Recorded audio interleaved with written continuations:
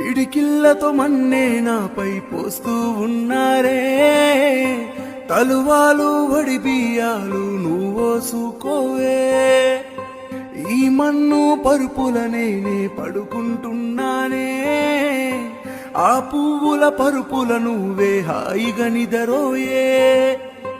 పైసా పైసా అన్నడు గదనే నిన్ను గన్న నాన్న, ఆఖరికి కురిసేది ఆటల సిక్కలానా.